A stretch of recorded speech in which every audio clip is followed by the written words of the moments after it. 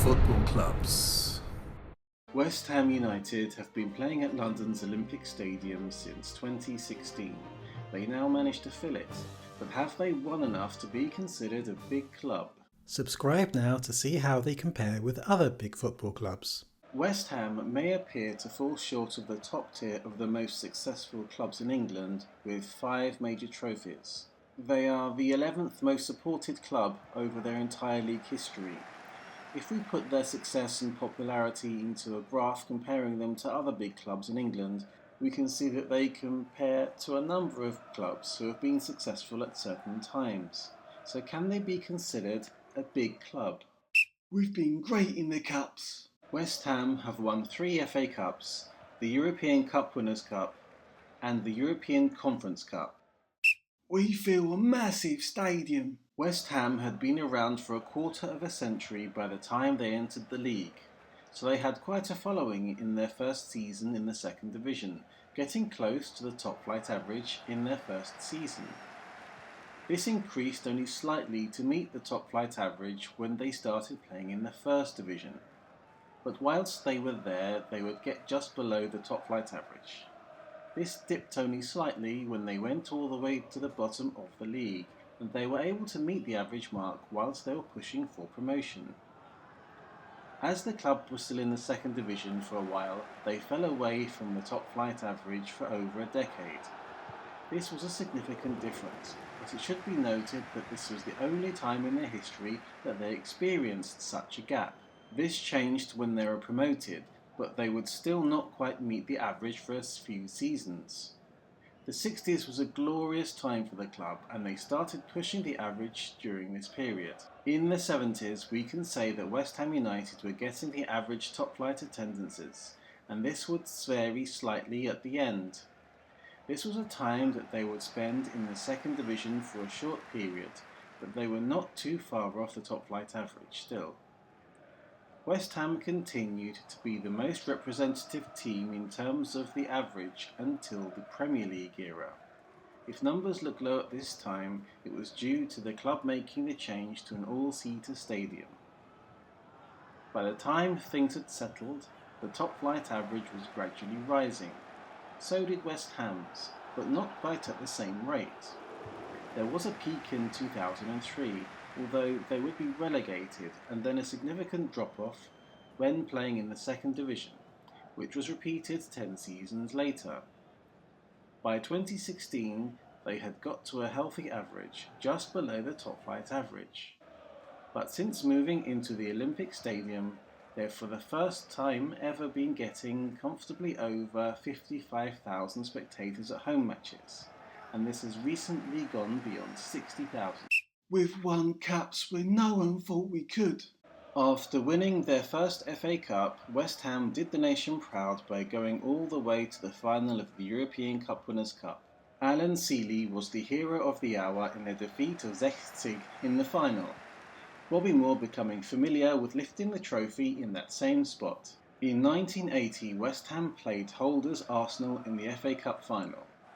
The second division side would not abandon their attacking principles in a victory for the underdogs. We won the World Cup for England. West Ham have a good range of players over the years, some recent additions playing with aggression and flair.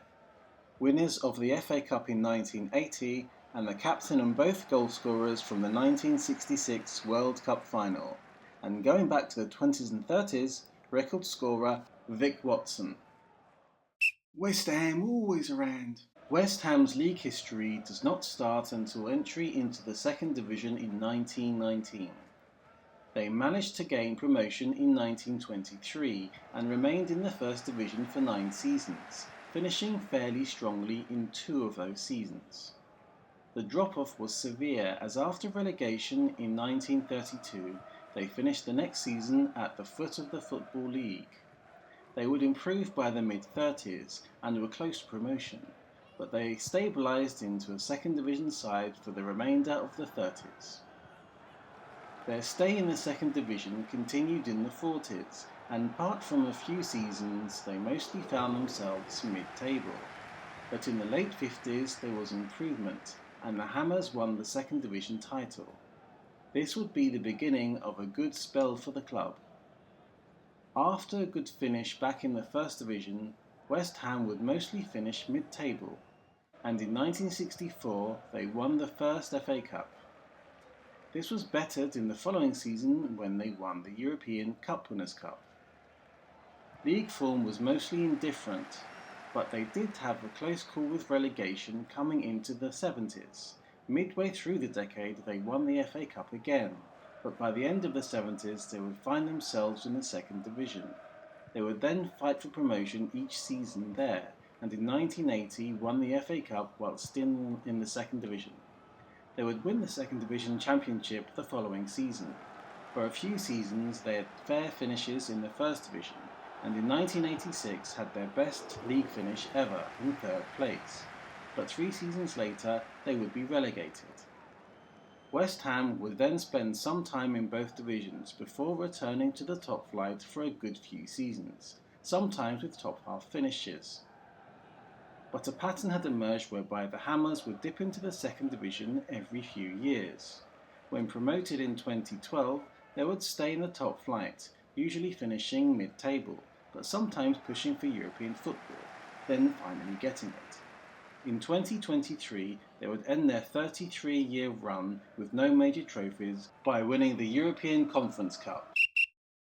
West Ham have not been the most successful league side, with third place their best ever finish. They do, however, have a record of 3 FA Cups. They are nearly as successful in Europe, winning the Cup Winners' Cup on their first attempt, and the same with the European Conference Cup. The Hammers are one of the most representative clubs of the top flight average attendance. They have kept that up throughout most of their history, but now it looks like they'll frequently be doing much better. West Ham have won some great matches in their history, but without the level of success of some other clubs, do not have many of the classic matches in English or European football. West Ham have had some absolute world beaters, including World Cup legends, but this is not maintained throughout the whole of the best ever selection. West Ham are one of England's best known clubs for their famous cup wins, style of play and World Cup winners. Their support has been average for a top flight club over time, and they have had notable European success. But what is missing is league prowess. And it is that which makes them the Neely men when it comes to England. Big football clubs. Do West Ham have a prouder European history than Arsenal? Please comment below. Like and subscribe to Big Football Clubs to watch videos as they're released each week.